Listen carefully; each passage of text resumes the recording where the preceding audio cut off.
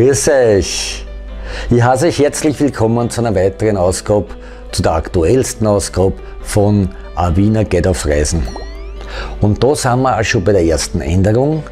Die Sendung heißt nämlich nicht mehr A Wiener geht auf Reisen, sondern Zwei Wiener auf Reisen. Ja, eigentlich sollte jetzt heißen, eine Wienerin und ein Wiener auf Reisen, aber ich finde, das Splitten und Gendern bei so einer Sendung ist wirklich ein Schaß und Bochen und deswegen mache ich das auch nicht. Deswegen Zwei Wiener auf Reisen, obwohl es ein Mandel und ein Weiberl ist.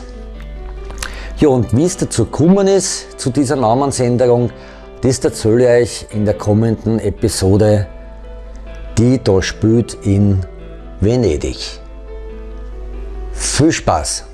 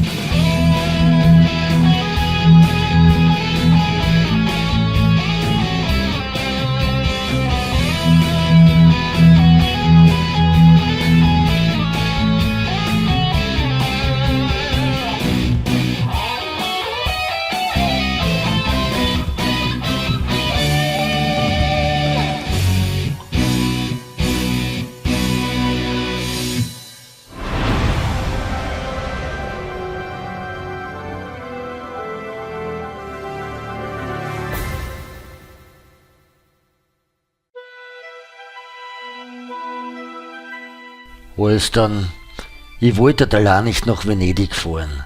Und dann ist mir das passiert.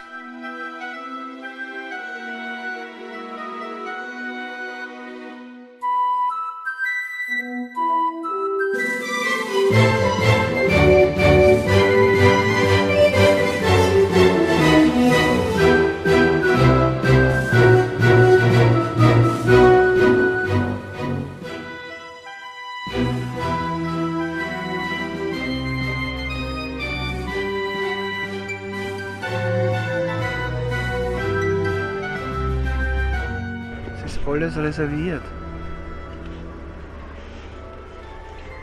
Und das Filmen kostet was.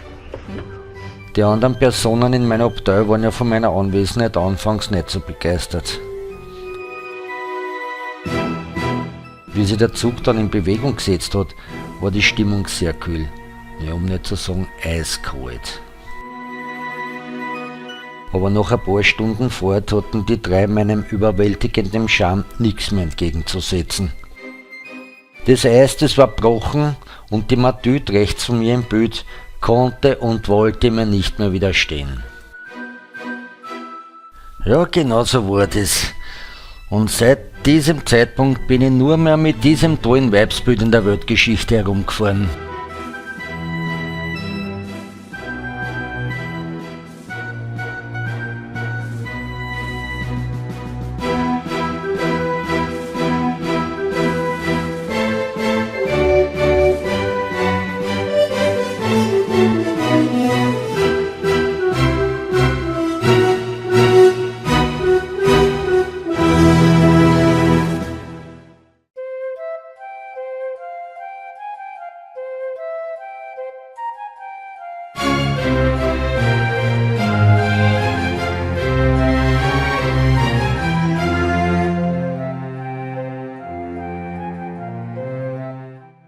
Venedig war ja eine der größten Handelsstädte bis ins 16. Jahrhundert.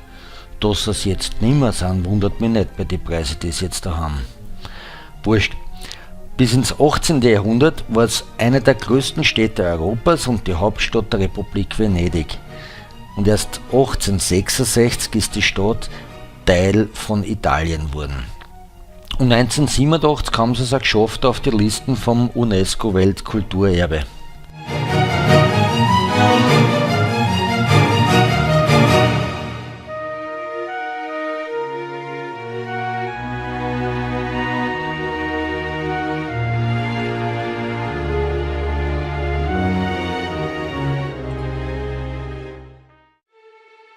Das erste, was einem auffällt, wenn man in Venedig ist, es ist sauteuer. Das Essen kann man sich nicht leisten, das Trinken kann man sich nicht leisten. Wenn man sich hinsetzt, zahlt man gleich das Doppelte, wie wenn man stehen bleibt, also bleibt man stehen. Damit die Marine jetzt schon am ersten Urlaubstag balle geht, haben die Venezianer alles kleiner gemacht. Zum Trinken kriegt man dann auch nicht ein gescheites Achtel, sondern nur ein Sechzehntel, das man sich dann halbwegs leisten kann. Aber uns war's wurscht. Wir haben es trotzdem schmecken lassen.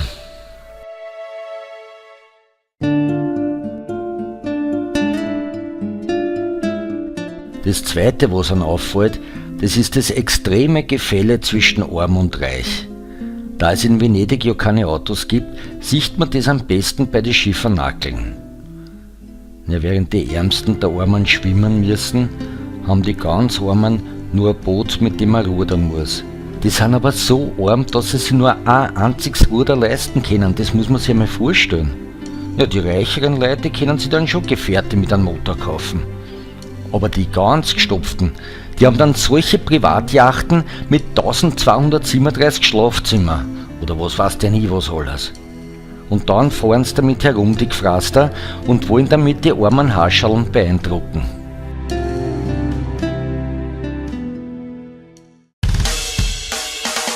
Um ehrlich zu sein, besteht ja Venedig nur aus Schmankerl. Aber ein paar super schöne Sachen kann ich euch schon sagen. Der Markusplatz, klar. Den solltet man halt schon einmal gesehen haben.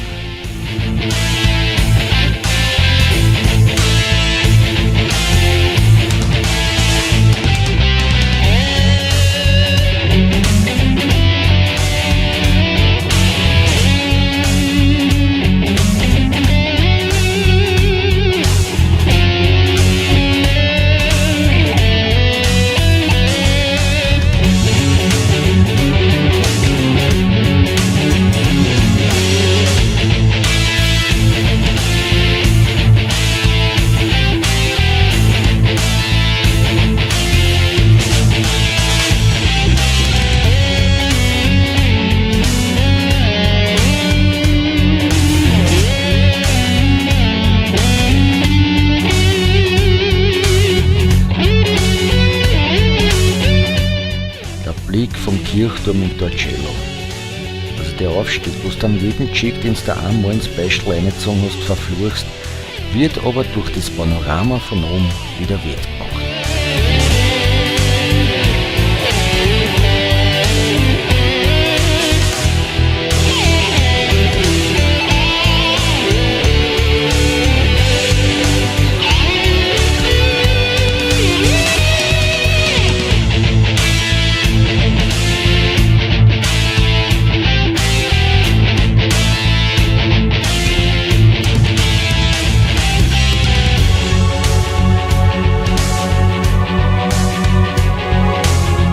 Murano. Also die Insel mit den bunten Häusern, die ist zum Fotografieren und zum Filmen einfach wild.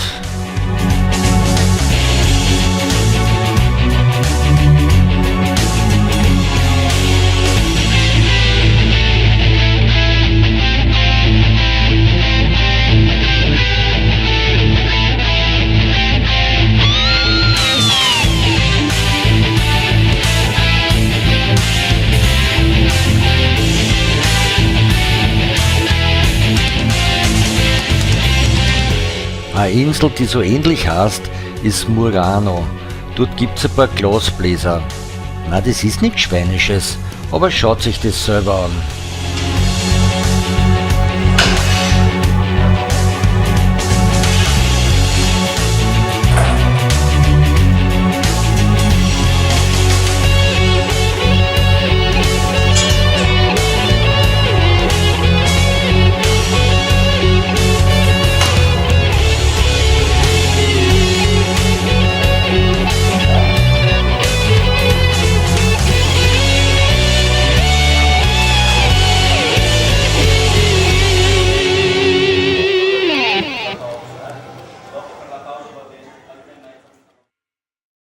Ein Busserl von der Freundin ist natürlich auch ein Schmankerl sondergleichen, weil ein Busserl in Ehren, das soll man nicht verwehren.